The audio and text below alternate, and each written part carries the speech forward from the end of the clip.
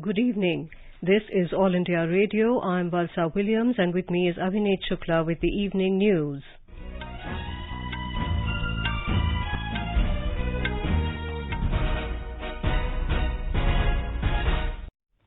The headlines.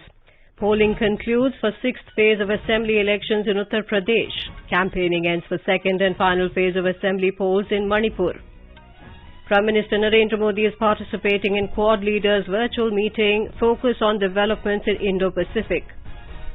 Civil Aviation Ministry says nearly 7,000 Indians have returned from Ukraine. Global crude oil prices hit 9-year high of $115 per barrel amid the Russia-Ukraine crisis. Government approves over 1,682 crore rupees of additional central assistance under National Disaster Response Fund to 5 states and 1 union territory. Over 178 crore COVID vaccine doses administered in the country so far. Recovery rate improves to 98.62%. Ministry of Defence to host 12th edition of Biennial Defence Exhibition DEF Expo 2022 from 10th to 14th of March in Gujarat. In cricket, first test match between India and Sri Lanka to begin in Mohali tomorrow. And 12th ICC Women's Cricket World Cup to begin in New Zealand from tomorrow. With the new Omicron variant of coronavirus causing concern, we appeal to our listeners to be vigilant and get fully vaccinated and also help others, including children between 15 and 18 years, to get vaccinated. Please continue to follow these 3 simple steps to stay safe. Wear a face mask, maintain 2 gaz ki duri for social distancing, focus on hand and face hygiene. For any COVID-related information and guidance, contact National Helpline numbers 011-2397-8046 and 1075. And other news in detail. Voting concluded peacefully for the 6th phase of assembly elections in Uttar Pradesh today. An average of 53.31% voter turnout was recorded till 5 p.m. 57 constituencies spread over 10 districts went to polls in this phase. The districts where elections were held today are Balrampur, Siddharth Nagar, Maharajganj, Kushinagar, Basti, Sant Kabir Nagar, Ambedkar Nagar, Gorakhpur, Devariya and Balia. Our correspondent reports, in the wake of the COVID pandemic, elaborate arrangements were made for free, fair and corona-safe polling. A report. Long queues were seen from early morning at the polling booths. Voters came out in large numbers to exercise their franchise. This phase has decided the political fate of 676 candidates, including ministers of the state government like Surya Pratap Shahi, Jai Pratap Singh, Satish Chandra Dwivedi and Upendra Tiwari. All eyes in this phase are centered at Gorakhpur city seat, from where Chief Minister Yogi Adityanath is contesting assembly elections for the first time. Other prominent candidates include Samajwadi Party leaders Swami Prasad Maurya, Ram Govind Chaudhary, Ram Achal Rajbhar, Lalji Verma and Congress State Chief Ajay Kumar Lallu. This phase is also seen as a test of the alliance partners of BJP and the Samajwadi Party. Aditya Shukla, AIR News, Gorakhpur. In Manipur, the political hue and cry has ended with the commencement of silence period of the 2nd phase of polls in the state. The leaders of political parties left no stone unturned till the last hour of campaigning to woo the voters. The fate of 92 candidates will be decided on the 5th of March by more than 8,38,000 voters in 22 assembly constituencies of 10 districts.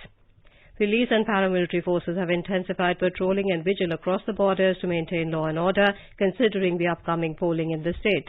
The 10 districts going to polls in the 2nd phase includes Thaubal, Jiribam, Kakching, Tamenglong, None, Ukhrul, Kamjong, Senapati, Chandel and Tengnaupal. Thaubal, Jiribam and Kakching are valley districts, while the remaining districts are hill districts. A report.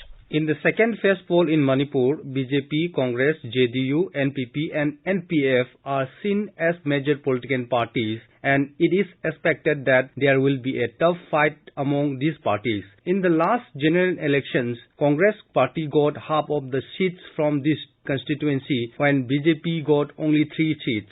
Thoubal and Kaching districts are regarded as Congress bastion, and this time BJP, NPP and JDU are challenging Congress party in these two districts. Naga People's Front NPF has stronghold over Naga-dominated Hill district of the state, and they are trying their luck in 10 constituencies. Election officials have taken up all necessary arrangements to conduct the polling on March 5. JJ Thoksom, AIR News, Imphal. In Assam, all the political parties are trying to woo the voters for the polls of 80 municipal boards. Polling will be held on Sunday for 977 seats. For the first time, EVMs will be used in municipal polls in the state. Official sources said that a total of 2,532 candidates are in the fray. BJP has given tickets to a maximum 825 candidates, followed by Congress in 706 seats.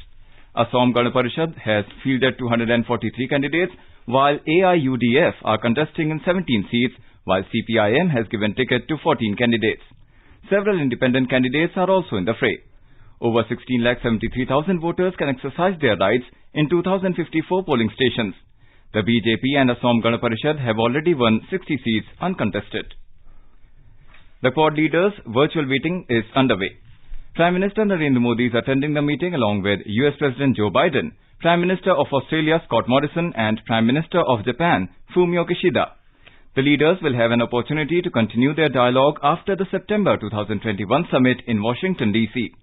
They will also exchange views and assessments about important developments in the Indo-Pacific. The Quad leaders will also review ongoing efforts to implement the leaders' initiatives announced as part of the Quad's contemporary and positive agenda. Prime Minister Narendra Modi interacted with students who have returned from conflict-hit Ukraine in his parliamentary constituency Varanasi today. Students shared their experiences with the Prime Minister. The students were from Varanasi as well as other parts of Uttar Pradesh. The Prime Minister assured the students that the government is committed to the safety of every Indian stranded in Ukraine. He said all efforts are on to bring back all the students safely. Nearly 18,000 Indians have left Ukraine since advisories were issued by the External Affairs Ministry. Briefing media in New Delhi this evening, Ministry spokesperson Arindam Bagchi said the pace of Operation Ganga continues to accelerate. During the last 24 hours, 15 flights landed in India, bringing back more than 3,000 Indians. With this, it takes the total number of flights under Operation Ganga to 30, if I remember correctly. And I think that so we have brought back around 6,400 Indian citizens. During the next 24 hours, 18 flights have been scheduled. Of these, 3 would be Indian Air Force C-17 flights, and the other flights are commercial, Air India, Indigo, SpiceJet, and Go First or Go Air. In terms of the departure points from Europe, there will be 7 flights from Bucharest, 5 from Budapest, 3 from Rzeszów in Poland, and 1 from Kosice in Slovak Republic. In addition, a new location has been identified near the Romanian border in the city of Suceava, from where 2 flights will be operated during the next 24 hours.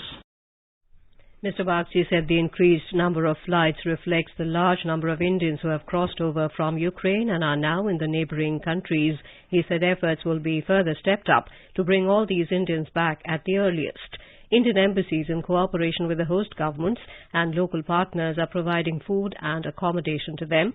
He appreciated the Ukrainian government for facilitating the evacuation of Indian nationals despite their own challenges. On developments on the ground in Ukraine, Mr. Bagchi said India is closely following developments in Kharkiv and Sumy and other cities in eastern Ukraine. The Civil Aviation Ministry today said nearly 7,000 Indians have returned from Ukraine through special civilian flights as well as Indian Air Force flights. Over 6,200 people were brought back by civilian airlines, which include 2,185 persons coming today through 10 special civilian flights. Today's flights included 5 from Bucharest, 2 from Budapest, 1 from Košice and 2 from Rzeszów by civilian airlines. In addition, 3 Indian Air Force flights are bringing more Indians today. 4 IAF flights brought back 798 Indian nationals between midnight of the 2nd of March and early morning of the 3rd of March. The number of civilian flights is being scaled up further, and more than 7,400 persons are expected to be brought through special flights in next 2 days. Around 3,500 persons are expected to be brought back tomorrow, and over 3,900 on the 5th of March. India has mounted a massive rescue operation named Operation Ganga to bring back Indian citizens stranded in Ukraine. Ministry of External Affairs, in close coordination with Ministry of Civil Aviation, is making all efforts to bring the Indian students back to India in fast pace. 4 Union Ministers, Hardeep Singh Puri, Jyotiraditya Scindia, Kiren Rijiju and General Retired V.K. Singh have gone to countries adjoining Ukraine to support and supervise these operations. Union Minister Kiren Rijiju today said that the huge evacuation process consisting of large numbers of students requires a high level of intervention, and Prime Minister Narendra Modi has delegated 4 senior ministers to successfully complete the Operation Ganga. Mr. Rijiju, who is currently in Slovakia as part of Operation Ganga, interacted with Indian students and assured them that the government is ensuring their safe return to India. Round-the-clock control centres have been set up to assist in the evacuation of Indian nationals through the border crossing points with Hungary, Poland, Romania and Slovak Republic. Information about helpline numbers are available on our website, newsoneir.gov.in. A dedicated Twitter handle in the name of Operation Ganga Helpline has also been set up to assist in the evacuation of Indians from Ukraine. People can also email at situationroom@mea.gov.in. Global oil prices today hit a 9-year high of $115 per barrel mark in intraday trade, amid worries over supply constraints due to Russian military operation in Ukraine.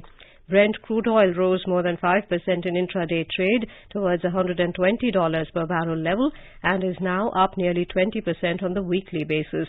Investors showed concern over costlier crude prices, which could push inflation even higher worldwide. Inflation rates have already hit multi-year high levels in many countries. Other commodities like coal, natural gas and aluminium are also surging as Western nations tighten sanctions on Russia. News Services Division of All India Radio talks to senior market expert Rajiv Nagpal over the impact of Russia-Ukraine conflict on Indian economy, including the effect of Western countries' sanctions on Russia.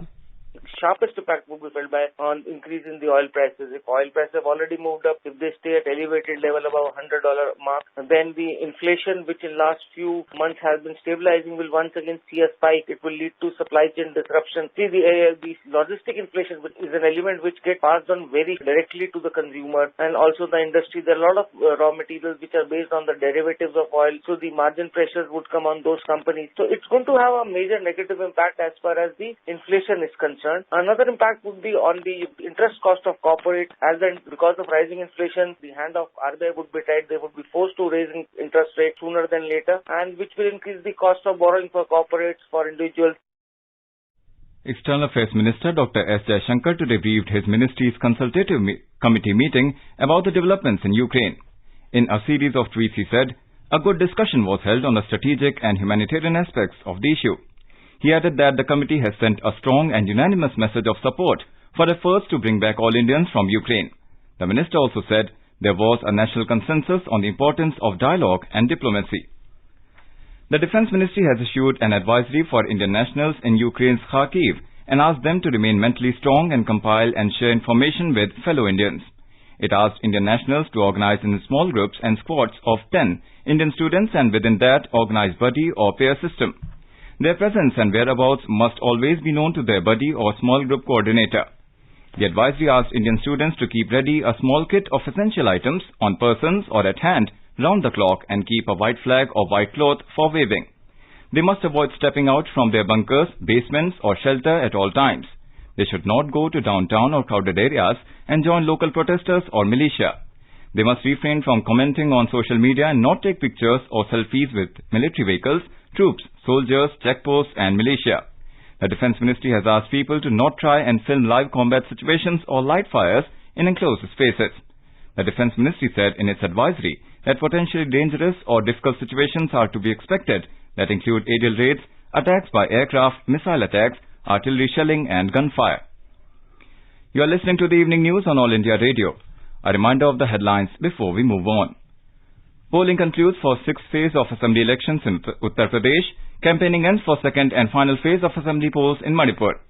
Prime Minister Narendra Modi is participating in Quad Leaders' virtual meeting focused on developments in Indo-Pacific. Civil Aviation Ministry says nearly 7,000 Indians have returned from Ukraine. Global crude oil prices hit a 9-year high of $115 per barrel amid Russia-Ukraine crisis. Government approves over 1,682 crore rupees of additional central assistance under National Disaster Response Fund to 5 states and 1 union territory. Over 178 crore COVID vaccine doses administered in the country so far. Recovery rate improves to 98.62%. Ministry of Defence to host 12th edition of Biennial Defence Exhibition, DEF Expo 2022 from 10th to 14th of March in Gujarat. In cricket, first test match between India and Sri Lanka to begin in Mohali tomorrow, and 12th India ICC Women's Cricket World Cup to begin in New Zealand from tomorrow. For quick news updates round the clock, follow us on our Twitter handle @AIR News Alerts. अपने business को बढ़ाने के लिए लीजिए आकाशवाणी का सहयोग और दीजिए उसे बुलंदियों के पंख। आपका बिजनेस लोकल है या राष्ट्रीय, आकाशवाणी देती है उपभोक्ताओं तक पहुंचने का हर विकल्प। और अब तो आप घर, दफ्तर या दुकान पर बैठे बैठे कर सकते हैं आकाशवाणी के किसी भी केंद्र के लिए विज्ञापनों की बुकिंग। आकाशवाणी के विभिन्न चैनलों पर विज्ञापन देना सुलभ और सस्ता। बुकिंग है तो संपर्क करें 8700014242 पर। 8700014242। Welcome back to the evening news. Prime Minister Narendra Modi will address a webinar on energy for sustainable growth tomorrow. In order to facilitate efficient and speedy implementation of Union Budget 2022 announcements, the Government of India is holding a series of webinars across various key sectors. As part of this series, the sectoral group on resources comprising Ministries of Power, Petroleum and Natural Gas, New and Renewable Energy, Coal, Mines, External Affairs and Environment, Forest and Climate Change is organizing a webinar on energy for sustainable growth at 10 a.m. tomorrow. The government has approved over 1,682 crore rupees of additional central assistance under the National Disaster Response Fund to 5 states and 1 union territory. The high-level committee, under the chairmanship of Home Minister Amit Shah, cleared over 351 crore rupees to Andhra Pradesh, over 112 crore to Himachal Pradesh, and over 492 crore to Karnataka. More than 355 crore rupees have been granted to Maharashtra, around 353 crore to Tamil Nadu, and around 18 crore rupees to Puducherry. The Health Ministry today said a sharp reduction of COVID cases is observed in India. Briefing media in New Delhi this evening, Joint Secretary Health Ministry Love Agarwal said on an average around 11,000 COVID cases are reported on a weekly basis in India. He said only 0.7% of global cases are reported in India. He said huge COVID cases are being reported across many countries in many cases. In some countries, an increase in trajectory of cases continues. अभी भी 15 लाख से अधिक cases on A daily basis note किए जा रहे हैं, यानी कि जो डिक्रीज इन केसेस जो एक पीक नोट किया गया था उसके कंपैरिजन में अप्रोक्सीमेटली 55.7% डिक्लाइन ही नोट किया गया है। इसी को अगर हम इंडिया के परिप्रेक्ष्य में एनालाइज करें तो हम देखते हैं कि जहां देश में ऑन एन एवरेज 19 से 25 जनवरी वाले हफ्ते में 3 लाख से अधिक केसेस डेली बेसिस पर नोट किए गए, अब वह केसेस की संख्या 96.4% घटकर ऑन एन एवरेज 11,000 के करीब केसेस वीकली बेसिस पर देश में नोट किए जा रहे हैं। यहां हम यह दर्शाना चाहते हैं कि एक स्थाई पर देश में जो विश्व का ट्रेंड रहा है in terms of case management, उसमें एक शार्प ट्रेजेक्टरी हमारे देश में नोट की गई और एक शार्प कमी हमारे देश में नोट की गई, जिससे लगता है कि ओवरऑल केस मैनेजमेंट में काफी पॉजिटिव रिजल्ट देश ने नोट किए हैं। The Joint Secretary said there is a positive situation in number of deaths in India as compared to other countries. From the 2nd to 8th of February, India reported 615 deaths on average. In last week, 144 deaths were reported due to COVID. He said this is a decline of 76.6% from the peak of what India has seen. He said only a single state has active cases over 10,000 and 2 states have active cases between 5,000 to 10,000. Remaining states have less than 5,000 active cases. Kerala, Maharashtra and Mizoram account for 50% of active cases of the country. Member Health Niti Aayog Dr. V.K. Paul said it is evident that vaccines and the wide vaccination coverage have played a very important role in protecting hundreds of lives. He said the vaccine has protected the nation from a surge in the number of COVID cases. DG ICMR Dr. Balram Bhargav said India is the second country which has a vaccine tracker. He said during 2022, 92% of deaths have been due to unvaccinated individuals. He said vaccine effectiveness in mortality prevention has been measured.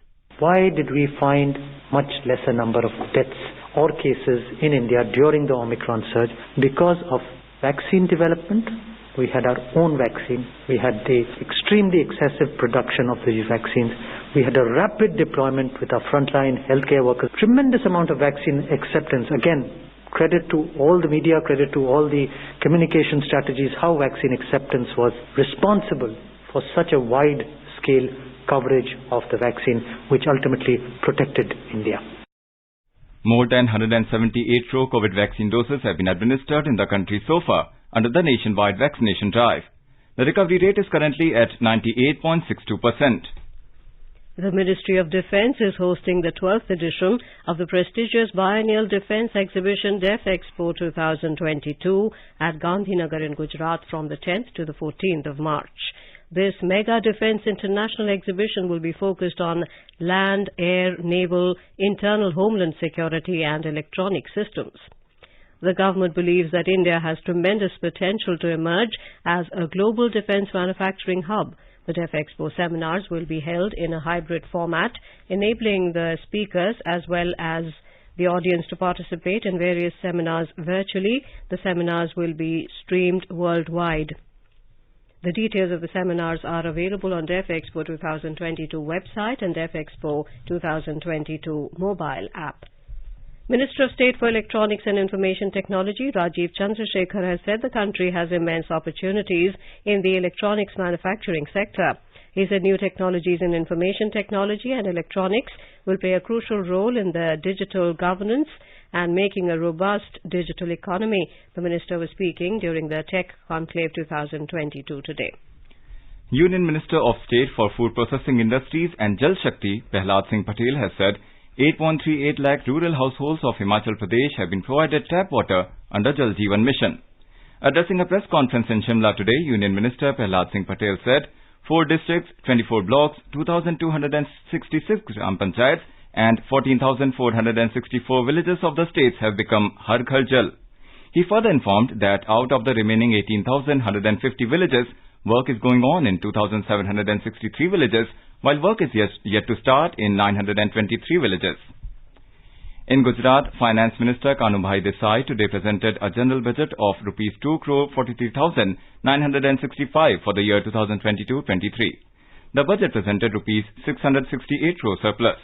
Presenting the budget in the Assembly, the Minister said that in view of the post-COVID circumstances, no new tax has been proposed in the budget and all the existing taxes remain unchanged.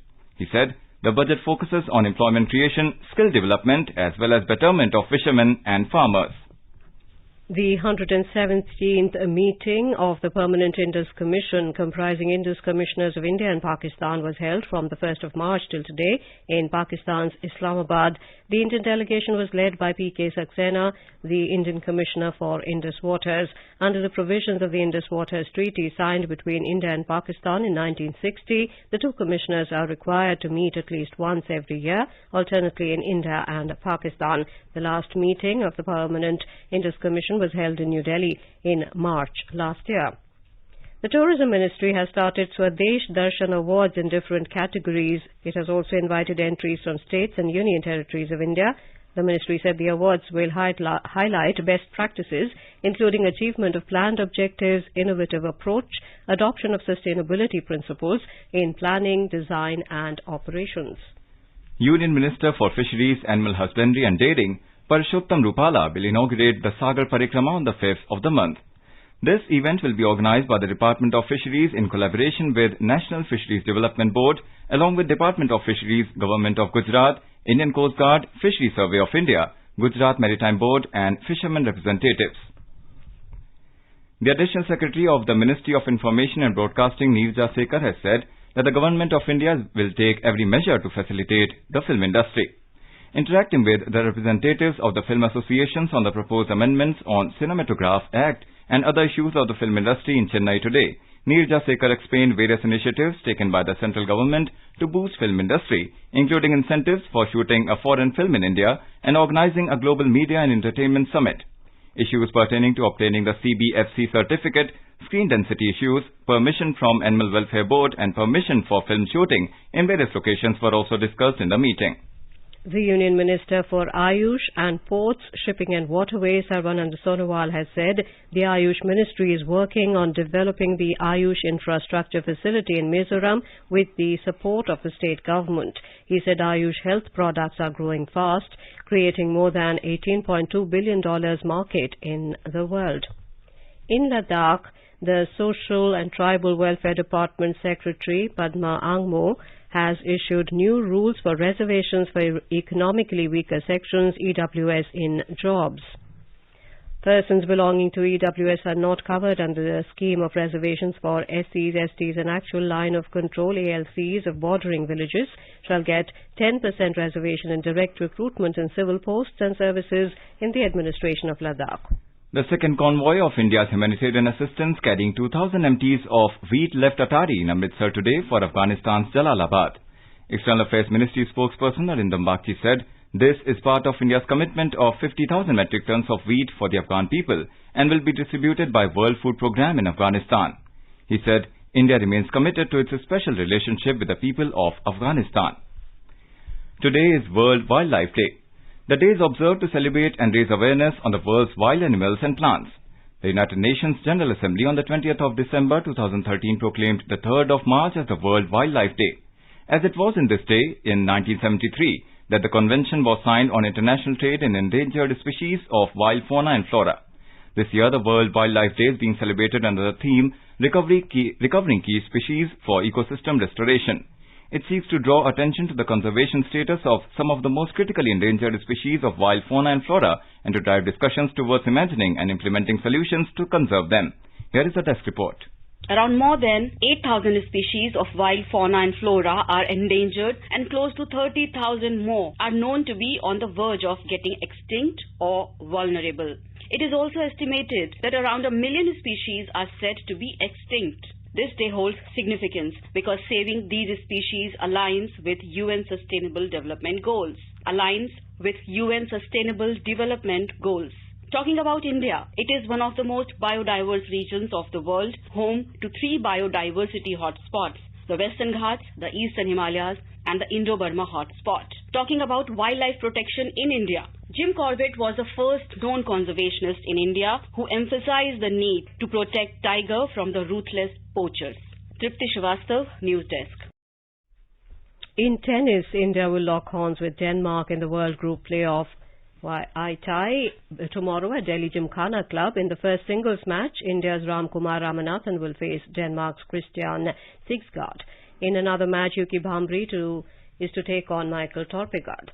In cricket, the first test of the 2-match series between India and Sri Lanka will begin tomorrow in Mohali. The first test will mark the beginning of the newly appointed full-time skipper Rohit Sharma's journey as the leader of the test side.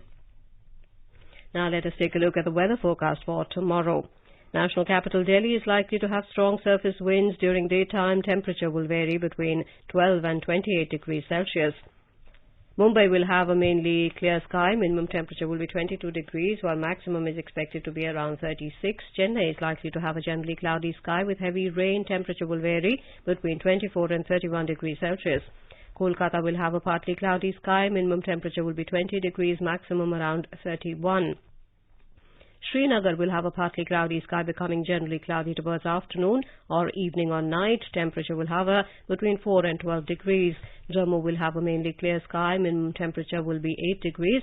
Maximum will be around 20. Leh and Gilgit are likely to have a partly cloudy sky. Muzaffarabad will have a mainly clear sky. Visakhapatnam and Hyderabad will have a partly cloudy sky with haze.